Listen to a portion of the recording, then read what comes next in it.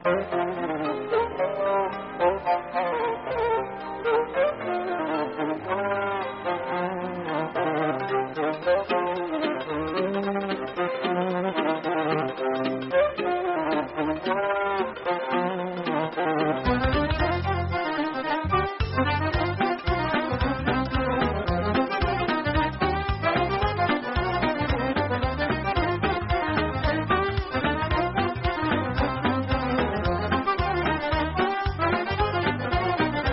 vă spun acum e adevărat. Nu contează în viață cum ești îmbrăcat. Poți să ai palate, bani și bogății, toate ai să le pierzi într-o bună zi. Ce vă spun acum e adevărat. Nu contează în viață cum ești îmbrăcat. Poți să ai palate, bani și bogății, toate ai să le pierzi într-o bună zi. De ce? Pentru că omul face haina și nu haina pe om. Degeaba ai de toate dacă nu ești domn. Pentru că omul face haina și nu haina pe om. Degeaba ai de toate dacă nu ești domn.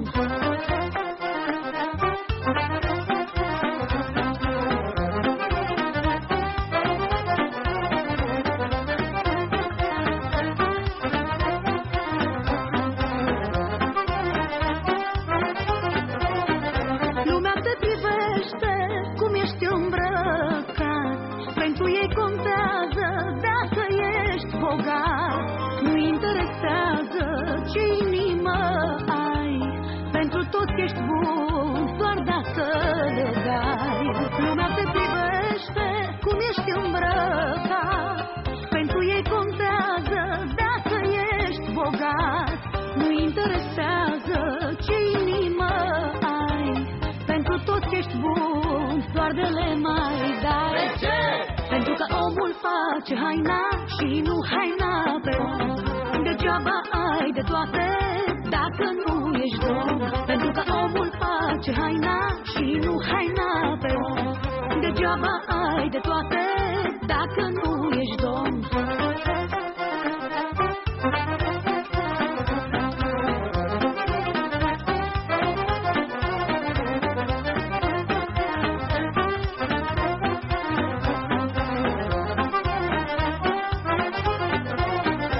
Pentru că omul face haina și nu haina pe om.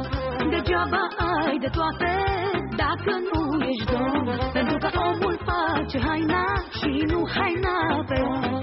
Degeaba ai de toate dacă nu ești domn.